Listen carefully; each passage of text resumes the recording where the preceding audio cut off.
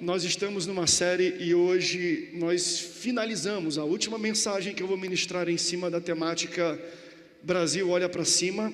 Hoje é uma série de mensagens que nós pregamos durante todo o mês de setembro em todos os cultos de domingo, de quinta, de terça, e nós entendemos que esse é o propósito que nós apresentamos para Deus até a data da eleição.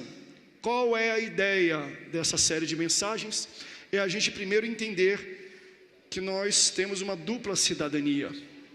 Eu sou cidadão brasileiro, porque eu sou nascido no Brasil, mas eu sou cidadão do céu, porque eu nasci de novo e agora também eu tenho a cidadania do céu.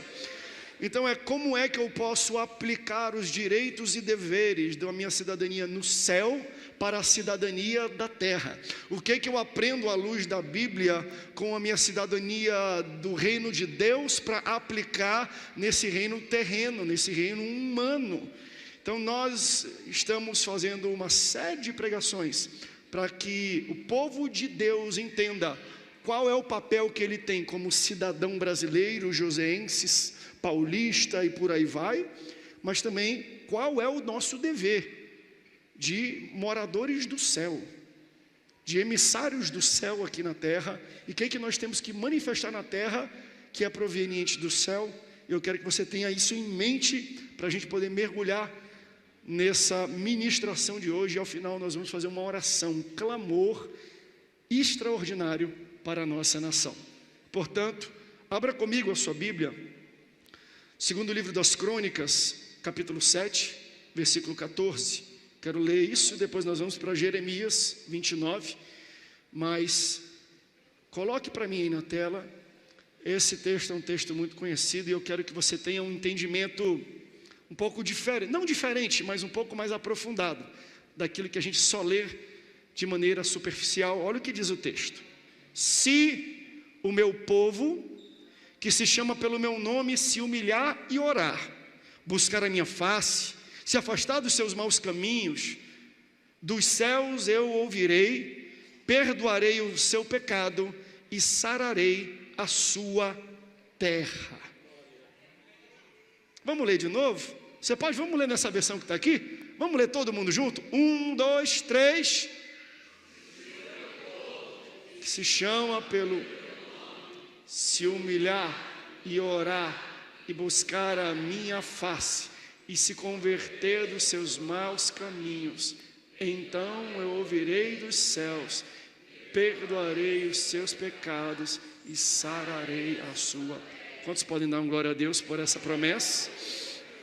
Jeremias 29, versículo 4. Assim diz o Senhor dos Exércitos, o Deus de Israel, a todos os exilados que deportei de Jerusalém para a Babilônia. Então entenda, isso aqui é uma carta que Deus inspira o profeta Jeremias, passa para ele a mensagem, e o profeta Jeremias ele coloca em papel e escreve ao seu povo que está exilado na Babilônia. O que Deus quer falar com o povo dele que está exilado e morando na Babilônia? Versículo 5. Construam casas e habitem nelas, plantem jardins e comam seus frutos, casem-se e tenham filhos e filhas, escolham mulheres para casar-se com seus filhos e deem as suas filhas em casamento para que também tenham filhos e filhas, multipliquem-se e não diminuam, busquem a prosperidade da cidade para a qual eu os deportei e orem ao Senhor em favor dela, porque a prosperidade de vocês depende da prosperidade da sua cidade. A prosperidade de vocês depende da prosperidade da sua cidade. Se você ama a palavra de Deus, diga: eu amo a Bíblia. Deixa eu trazer uma sinopse, um contexto para você desta carta, desse conteúdo que o profeta Jeremias está escrevendo. O profeta Jeremias escreve isso por volta de 597 a.C. Então entenda que o rei Nabucodonosor, ele fez 3 grandes incursões e 3 grandes ataques a Jerusalém. No primeiro, aconteceu em 603 a.C., onde ele captura e leva, por exemplo, Daniel e os seus amigos Então, quando essa carta é escrita para o povo de Deus na Babilônia, Daniel já estava morando lá e talvez já inserido em alguma área da estrutura política daquele local, porque Daniel foi quase um vice-rei daquele local. Então, em 603 tem esse primeiro ataque, Daniel capturado, seus amigos são levados para a Babilônia. O segundo acontece em 597, o mesmo ano praticamente, a mesma temporada que essa carta é escrita. Nessa segunda incursão, nesse segundo ataque, eles pegam religiosos e políticos de Jerusalém e levam também cativos, prisioneiros, de volta para a Babilônia. O terceiro acontece em 580 a.C., quando Jerusalém é totalmente destruída pelo fogo e pelo ataque feito pela Babilônia, pelo rei Nabucodonosor, aquilo. Então, Jeremias, no meio desses três ataques, próximo daquele segundo, ele está escrevendo, inspirado por Deus, uma carta a todo o povo de Deus que não morava mais em Jerusalém, estava em terra estranha, vivendo entre um outro povo que não tem a sua fé. E a carta dele é uma forma de instruir e dar ânimo àquele povo. Porque se a gente está num local que não é nosso, em meio a pessoas que não professam a nossa fé, a nossa tendência é se fechar, a nossa tendência é se segregar, esperando o dia da salvação, o dia da libertação, o dia em que alguém vai vir, vai trazer, um dia que o nosso país vier a atacar e talvez fazer uma troca diplomática e nos tirar da Babilônia para lá. Então, muitas vezes, quando nós somos exilados, estamos fora do nosso local de convívio, do nosso povo, da nossa fé, do nosso Deus, a nossa tendência é não se misturar com a sociedade, mas esperar uma libertação. Só que o profeta, amando de Deus, escreve assim: ei, casem-se, plantem, edifiquem, empreendam, consigam uma carreira, vai atrás de emprego, forme uma família, participe da cidade a qual vocês estão participando, ao qual vocês estão inseridos. Não é estranho a gente pensar nisso? Então não é para viver segregado, não é para viver separado, não é para viver longe, e Deus está falando: não, eu quero que vocês se misturem, eu quero que vocês entrem, eu quero que vocês casem, que vocês dêem suas filhas em casamento, casem seus filhos, eu quero que vocês plantem e colham, porque eu vou dar prosperidade aonde eu vos coloquei. Jeremias aqui de alguma forma já fazia referência à nossa dupla cidadania, ou seja, existe uma cidadania que você tem no céu, mas existe também uma cidadania na terra. Jesus orou um pouco assim e trouxe esse aspecto quando ele estava falando para os seus discípulos: eu não peço que os tire do mundo, mas que os livre do mal. O que Jesus está falando é: vocês não são para ser feitos para se isolarem, não foram feitos para ficar em cavernas, não foram feitos para ter uma fuga, não foram feitos para ficar segregados. Pelo contrário, Jesus, quando ele está falando com os discípulos em Mateus capítulo 10, ele vai além, ele fala assim: eu vos enviarei como ovelhas em meio aos lobos. Muito obrigado, Jesus. Só que não, como é que é?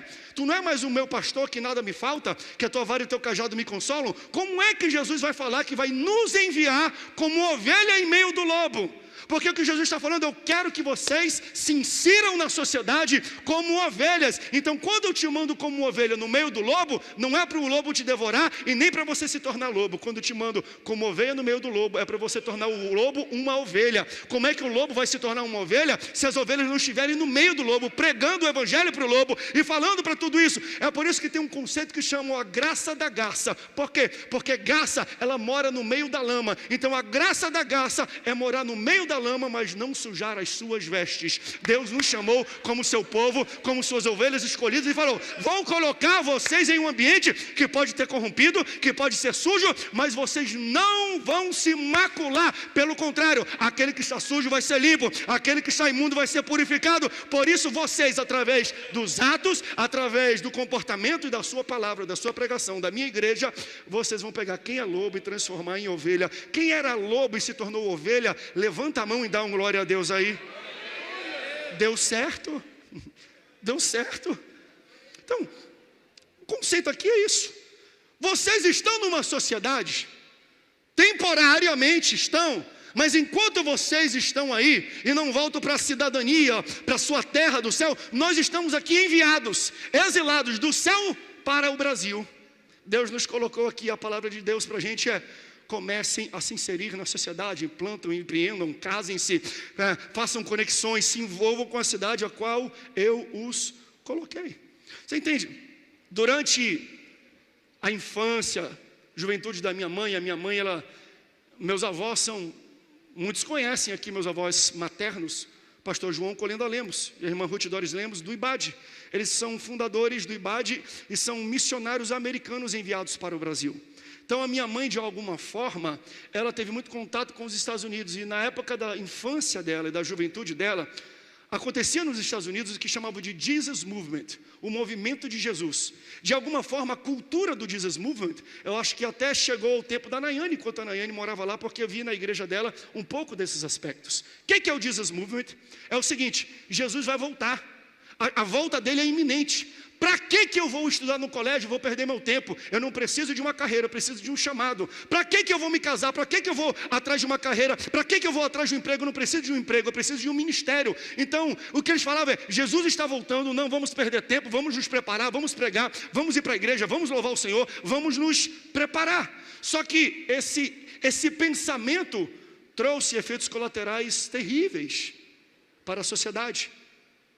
Não é para estudar, não é para ter carreira, não é para se casar, não é misturar com as pessoas. Por quê? Não, porque Jesus já vai voltar. Se você fizer isso, você vai estar perdendo seu tempo. Deus te chamou para o ministério de pregação do evangelho. Não precisa ser garçom, não precisa ser motorista, porque daqui a pouco Jesus vai voltar. Mas quando eu leio a Bíblia, eu não vejo Jesus pregando isso. É o contrário, Jesus prega o contrário disso. Jesus fala assim, ocupem, povoem, enquanto eu não retorno para a terra para levar vocês. Ocupem a terra, plantem na terra, edifiquem na terra, empreendam na terra. Então Jesus não promoveu o isolamento, Jesus promoveu a permeação. É por isso que ele chama a gente de sal da terra. Como é que um sal vai salgar sem estar misturado? Se você vai num restaurante e não tem sal na batata frita, você pode trazer um sal, o garçom traz o sal, você fala, bota num pires aqui separado, é assim que salga? Não, você pega e você espalha no meio da batatinha, no meio da salada. Glória a Deus, já estou ficando com fome aqui falando dessas coisas.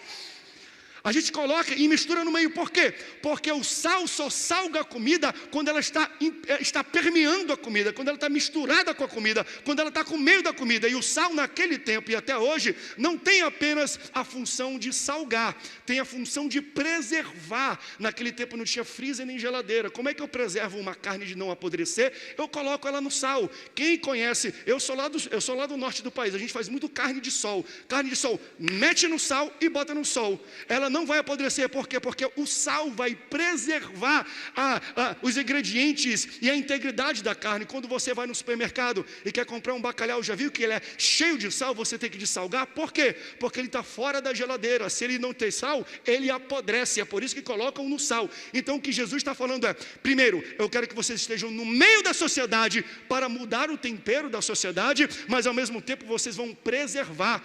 Pastor, mesmo com tanta igreja e tanto crente, tem tanto crime, tem tanta prostituição, tem tanta corrupção. É verdade. Agora você imagina, sem os crentes, isso aqui já estaria apodrecido, meu irmão. É por isso que Jesus está falando, vocês no meio estão preservando ainda. Mesmo com tanto crente, já está tão ruim assim, sem crente, isso aqui não ia prestar para exatamente nada. Deus manda a nossa igreja falar, não vamos nos eximir de ter relacionamentos, de ir para a empresa, de empreender, de estar no meio da sociedade, porque nós somos sal naquele local, mas nós também vamos preservar. Se não fosse a igreja, São José dos Campos já estaria podre.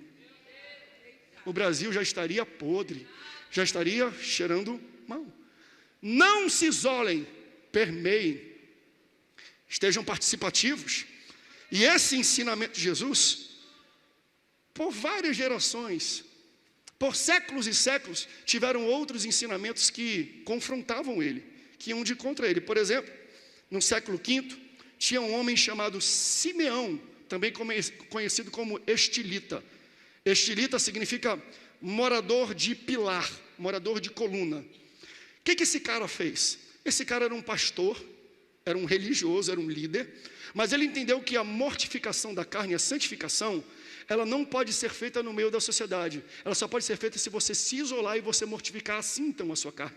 O que ele fez? Foi para o meio do deserto, encontrou uma construção antiga e abandonada, e tinha nessa construção um pilar bem largo de diâmetro e alto, 15 metros de altura. Sabe o que ele fez? Ele fez morada naquele local. Ele morou por anos e anos em cima daquele pilar, e ele meditava, e ele orava, e ele pregava lá de cima para todos os seus seguidores e discípulos, que ficaram conhecidos depois depois como os santos dos pilares, que eles entendiam da mesma forma. Para a gente se santificar, a gente tem que se isolar, fugir, se agregar da sociedade. Somente assim podemos ficar santos, porque eles acreditavam que a segregação e o distanciamento é o que trazia a mortificação da carne.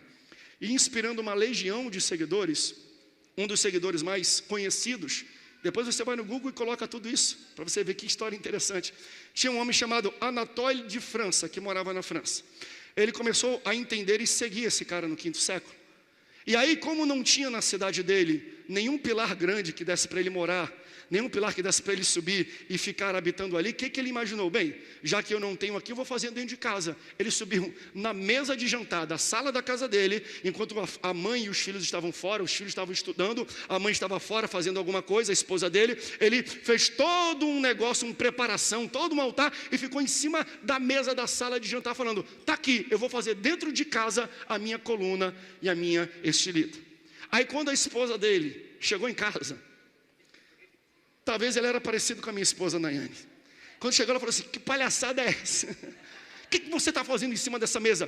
Pode logo sair desse local. E aí ele escreveu em seu diário, que é famoso, uma célebre frase que eu vou dizer para você como ele escreveu. Abre aspas: eu logo percebi que é muito difícil você se tornar um santo dentro da sua própria casa, morando junto com a sua mulher e com seus filhos. Agora eu vejo porque Simeão foi para o meio do deserto para se santificar. E tem gente pregando isso até hoje. Quer santificar? Quer ser separado e puro? Sai do meio da sociedade, foge de todo mundo, vai para os monges lá no monastério, lá para os locais, lá para um local que ninguém te vê, sobe e não tem contato com ninguém, só assim você vai se santificar. Só que você entende, hoje nós precisamos de santos também, só que Jesus não chama a gente para santificar em meio ao deserto e em cima de colunas. Hoje, Deus não quer santo de pilar. Hoje Deus quer santo dentro de colégio, Deus quer santo dentro de táxi, Deus quer santo dentro da faculdade, do colégio, da escola, da empresa, do ônibus, da igreja, do Congresso Nacional, do Palácio do Planalto, do STF. Então Jesus não chama a gente para fugir, para se santificar. Ele fala: entra no meio, permeia, se envolva, e lá dentro você vai mudar tudo isso. Eu posso profetizar isso? Deus vai levantar pessoas na nossa igreja para ocupar vários lugares da nossa sociedade, e lá eles vão ser ovelha, e lá eles vão ser sal, e lá eles vão ser luz, e lá eles vão fazer a diferença, porque Deus não nos chama para sermos separados. Entrem no meio da sociedade e transforma a sociedade de dentro para fora. Lembrando que no tempo de Nabucodonosor era um totalitarismo. Lá ele era lei. Hoje a gente tem um luxo chamado democracia, ou seja, eu começo e eu consigo fazer a minha vontade e a minha voz ser escutada através do meu voto. Temos que dar voz à nossa fé, e nós damos voz à nossa fé através do nosso voto. Fala para a pessoa do teu lado: a tua voz é o teu voto. Pastor, eu vou orar. Ora, mas vota. É orar e votar. Porque se você ora sem votar, é a mesma coisa que eu rego um chão que não tem nenhuma semente. Eu estou regando com a minha oração. Qual semente você lançou para aquele local? Porque a oração não é a semente para escolher os governantes. É o voto que é a semente e a ação que você vai escolher os governantes. Mas depois de você lançar essa semente, você ora para que Deus abençoe. Melhor do que orar pelos governantes é escolher o governante e depois orar por ele. É se envolver com as grandes decisões e decisões sensíveis que nós vivemos na nossa terra. Jeremias capítulo 29, versículo 7. Busquem a prosperidade da cidade, a qual eu os deportei. Orem ao Senhor em favor dela, porque a prosperidade de vocês depende da prosperidade da sua cidade. Isso quer dizer que a minha casa só vai ser segura se a minha cidade for segura. A minha casa só vai prosperar se a minha cidade prosperar. A minha casa só vai ter paz. O texto é tácito: ore pela paz da cidade de vocês, porque a paz de vocês depende da paz da cidade. Não adianta eu querer entrar dentro de casa e falar: aqui é o meu pedacinho do céu, aqui é a minha paz. Se eu não me envolvo com a minha cidade e mudo a minha cidade, eu nunca vou ter paz dentro de casa, porque a minha paz depende da paz da minha cidade. Não tem então como a gente morar em São José dos Campos sem orar e trabalhar e fazer a nossa voz ser escutada aqui. Então, O que Deus está propondo aqui é: eu quero mudar a cidade de vocês, mas eu vou mudar por intermédio de vocês. Deus nos chama para sermos mediadores. Não mediadores de salvação, porque Jesus já fez tudo isso. O único mediador que existe entre a terra, entre os homens e Deus, é Jesus para a nossa salvação. Mas depois que nós somos salvos, Deus fala: agora tudo que eu vou fazer na terra vai ser através de vocês, homens. Eu não vou descer com um anjo para lá, para votação. Eu não vou descer pessoalmente com a minha carteira de votante, com o meu título de eleitor para fazer a votação. As mudanças que vocês precisam na terra, eu vou trazer para vocês, e é vocês que vão fazer. Existem decisões que Deus toma pela sabedoria, pela soberania e pela onipotência e onisciência dele, e ponto final. Mas quando a gente fala de modificações na terra, na cidade, lembra daquele texto? E eu falo que sempre falei isso aqui na igreja. Em Gênesis diz que Deus trazia no jardim do Éden todos os animais até Adão, e Adão os nomeava, e conforme Adão nomeava, assim era. Adão, qual nome tu dá para esse animal aqui? Cachorro, amém. E para esse gato, amém. Qual nome você dá para isso?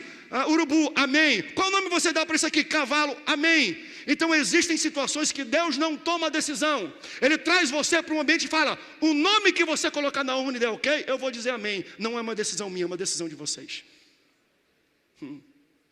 Então existem coisas que nós vamos decidir pelo nosso país e pela nossa cidade. Ou seja, Deus fala: vocês serão os mediadores para que a vontade do reino dos céus se manifeste aqui na terra. Intercessores, intermediadores. Inter quer dizer: eu estou no meio daquilo que acontece no céu e daquilo que acontece aqui na terra. Jesus teve esse papel para a nossa salvação, mas agora para a prosperidade da nossa cidade, é Deus falando: vocês vão ser os intermediadores disso tudo. É vocês que vão manifestar a minha vontade aqui do céu e torná-la na terra. Oração do Pai Nosso que estás no céu, santificado seja o teu nome, venha a nós o teu reino. Não é o teu reino da terra que sobe para o céu, é o reino do céu que desce para a terra. E Deus usa cada um de nós para que o reino dos céus seja manifestado aqui na terra. Ou seja, esse é o meu papel como cidadão do céu e cidadão da terra. Dupla cidadania. Eu tenho que fazer com que o meu país do céu se manifeste no Brasil, o meu país terreno. Agora, para questões terrenas, cívicas, da cidadania, Deus escolheu a mim e a você, Deus escolheu a igreja e outorgou a cada um de nós esse papel e essa responsabilidade. Ou seja, existem coisas que as políticas públicas resolvem, que os candidatos resolvem e que os partidos resolvem. E é responsabilidade deles, e nós temos que exercer o nosso papel para nomeá-los, para resolver os problemas terrenos. Só que nem tudo que a gente vive na terra é problema terreno. A Bíblia nos fala muito sobre as perplexidades, coisas que acontecem como sinal do fim dos tempos. Você entende que depois que Jesus subiu, desde que Jesus subiu para o céu, já é o fim dos tempos? Porque para ele um dia é como se fosse 1000 anos. Ou seja, você fala: mas já estou em 2020, Jesus não voltou. Para ele foram 2 dias só que passaram. Então desde lá a gente tem sinal do fim dos tempos. Mas o sinal do fim dos tempos não é algo que é controlado pelo reino terreno. São sinais e perplexidades que é controlado pelo reino sobrenatural. Então para as coisas da terra, quem dá solução é o nosso voto. Mas para a coisa do céu, quem dá solução é a igreja. Perplexidades. Não adianta a gente esperar que presidentes, que senadores, que governadores, que deputados resolvam problemas que Deus colocou na mão da igreja para resolver. O grande problema é que a gente quer terceirizar uma responsabilidade nossa, e Deus está instruindo: existem coisas terrenas e a responsabilidade de vocês nomear e cobrar o candidato e o governante, mas existem coisas que eu, Deus, vou cobrar da minha igreja, porque eu coloquei o poder e a autoridade nas mãos de vocês. Que é isso, pastor? O que são perplexidades? Que o senhor diz que políticas públicas não resolvem. A gente acha que guerras, conflitos, pandemias são coisas que governos resolvem. Aí o Senhor fala: não, esse é o sinal do fim dos tempos. Não tem como parar. Não tem como governos segurarem isso. Você lembra que Jesus falava: pedintes, pobres, pessoas na rua, vocês sempre terão isso. A gente se engana quando a gente acha que um presidente, um governador e tudo, embora a gente deve procurar isso, vai acabar com um problema de gente morando na rua e de fome no mundo. Não vai. Jesus falou: vocês sempre terão eles com vocês, porque isso é uma perplexidade não da terra e do céu. E quem é que resolve essa ferida da terra? Não é um governante, não é um presidente, não é um político, é a minha igreja. Eu vou provar para você. Uma pessoa deu glória a Deus é porque você está falando: onde é que o pastor André quer chegar? Você entende? Deus votou em cada um de nós, elegeu cada um de nós, para fazer na terra o que o governo humano não consegue fazer, para agir na terra como cidadão do céu, para manifestar na terra aquilo que acontece no céu. E pastor, como é que a gente soluciona as perplexidades do mundo? Na verdade, que perplexidades são essas? Vou dar um exemplo para você. Ezequiel 22, versículo 29 a 30. Ezequiel 22, 29 a 30 diz assim: o povo da terra pratica extorsão e anda roubando, fazem violência aos pobres e necessitados, e injustamente oprimem os estrangeiros. Parece que foi escrito hoje isso aqui, tuitaram hoje isso aqui. Vou ler para você de novo o que ele está escrevendo. Veja se isso é um problema lá de trás, de 600 anos antes de Cristo, ou de agora. O povo da terra pratica extorsão, anda roubando, fazem violência aos pobres e necessitados, e injustamente oprimem os estrangeiros. Procurei entre eles, olha o que Deus está falando, eu procurei nesse ambiente de extorsão, de mentira, de roubo, de xenofobia, eu procurei nesse ambiente um homem que reconstruísse a muralha e se colocasse na brecha diante de mim. Eu procurei um intermediador, alguém que se colocasse entre a vontade do céu e o que acontece na terra. E Deus está falando: procurei entre eles alguém que reconstruísse a muralha, que se colocasse na brecha diante de mim, a favor desta terra, para que eu não destruísse. Mas eu não encontrei ninguém. Eu não encontrei ninguém que se colocasse na brecha, que se colocasse no meio, que se colocasse como intermediador da minha vontade do céu, para pegar minha vontade e materializar aí na terra. Deus está procurando lá do céu homens e mulheres, uma igreja que fala: Senhor, qual é o papel social de cidadão do céu que eu preciso ter para mudar os problemas e as perplexidades da terra, que políticas públicas, que políticos e governantes não vão conseguir resolver, porque Deus está procurando pessoas para fazer a diferença. E a minha pergunta: Ele vai encontrar nessa igreja, nessa noite, pessoas que falam: eu me coloco nessa brecha? Eu me coloco no meio, eu quero intermediar a vontade do céu, eu quero intermediar o agir de Deus, eu quero que Deus inclua a mim naquilo que Ele está realizando aqui na terra, porque, gente, a terra está doente. Desde que Jesus voltou, rumores de guerra, sinal do fim dos tempos. A guerra está doente com pandemias, com pestes, com pragas, com desrespeito, com polarização, com corrupção. E Deus está buscando pessoas que resolvam este problema que políticos humanos e leis aqui da terra não vão conseguir resolver. Pastor, quem vai ser essa solução? Jesus, né? Não, Jesus já fez o papel de intermediador dele. Ele já pegou e já comprou, e Ele já morreu por nós, e já vai nos levar para o céu quando nós estamos debaixo do seu sangue. Mas para consertar a terra não é Jesus, somos nós. Enquanto somos cidadãos terrenos com cidadania do céu, somos nós. Existe uma responsabilidade da igreja. Então, problemas terrenos eu resolvo com o meu voto e com a minha cobrança a quem eu votei. E as perplexidades que não são naturais, que não são terrenas? Pastor, como é que a gente resolve essa proeza? Como é que a gente sara as feridas que existem na terra? Como é que a gente resolve problemas que governo após governo, partido após partido, centro, meio, esquerda, direita, centro, meio, desde sempre a gente não conseguiu resolver o problema de fome, de prostituição, de distribuição de renda, de pessoas pobres, de gente roubando, de gente matando, de gente abortando. A gente nunca conseguiu. 2022 e parece que só vai piorando, pastor. Então você entende? Isso não é um problema que a gente resolve com voto, porque não é uma perplexidade terrena. Como é que a gente sara a nação? Nós lemos o texto. Bota para mim, Nata. 2 Crônicas, versículo 17. Versículo 7. Capítulo 7, perdão. Versículo 14. E se o meu povo, que se chama pelo meu nome, se humilhar, orar, buscar a minha face, se afastar dos maus caminhos, do céu eu ouvirei, eu perdoarei primeiro o pecado e eu vou o quê? Sarar a sua terra. Eu não sei se você prestou atenção no que o texto diz. Olha que fantástico.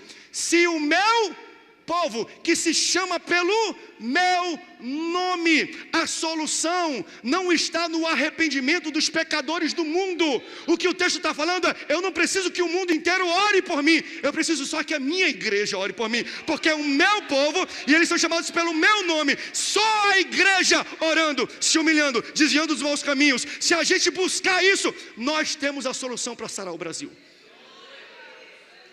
Não é terra. Quer sarar o Brasil?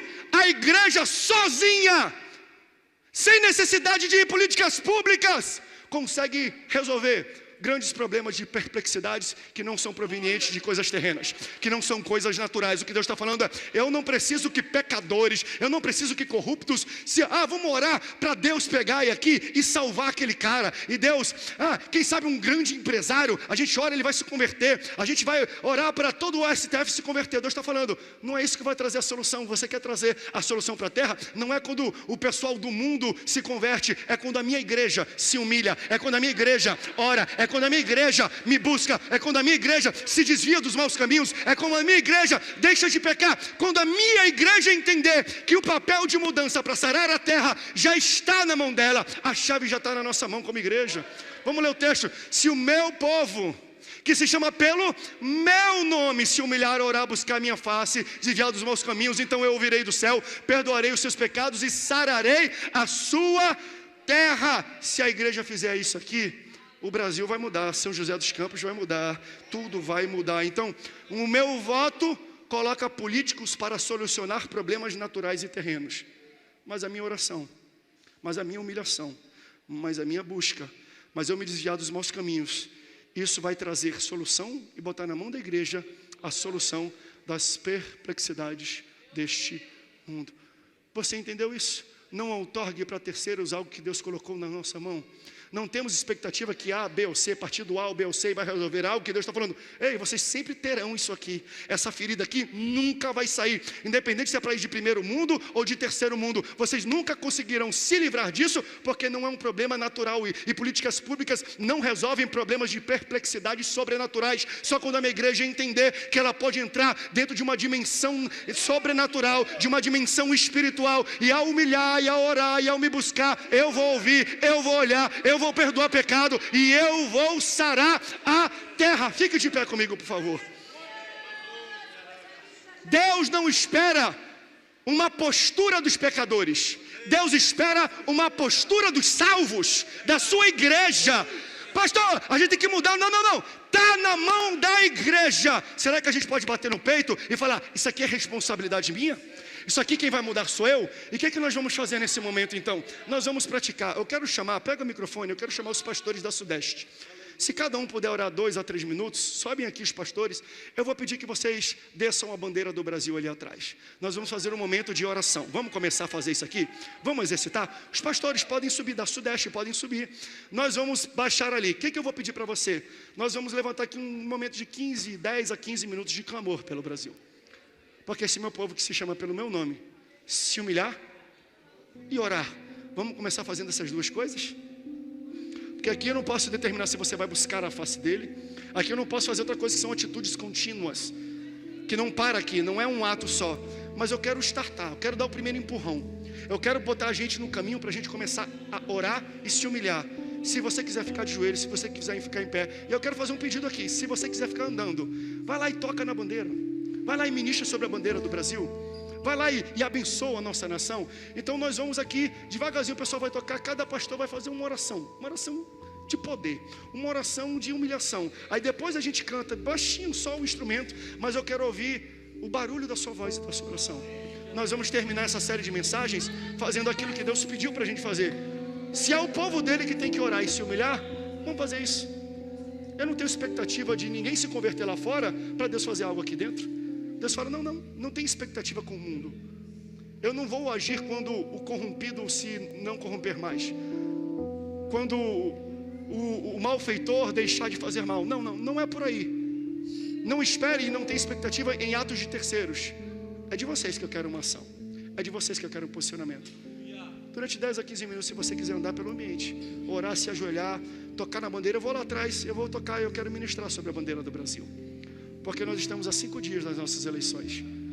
E muita coisa pode ser resolvida. Porque lembra, você tem uma dupla cidadania. Exerça o seu direito de cidadão da terra. Vote, confie, coloque pessoas que vão abençoar o Brasil. E depois de você colocar pessoas que vão abençoar o Brasil, você vai orar, se humilhar, se desviar dos maus caminhos, vai buscar a Deus, e você vai ver o que Deus vai fazer através de você. Quando os dois combinam, meu amigo, aí você vai ver a atuação de Deus. Porque pode ter até um governo bom, um governo justo, mas se não tem uma igreja que ora e que se humilha, nada vai acontecer. Existem perplexidades que só o povo de Deus consegue resolver quando a gente ora e se humilha. Então, um a um, os pastores vão orar. Fique à vontade, joelho em pé, deitado, correndo, marchando, como você quiser. Vamos abençoar a nossa bandeira e a nossa nação, e profeticamente nós vamos declarar: São José dos Campos, São Paulo e o Brasil pertencem ao Senhor.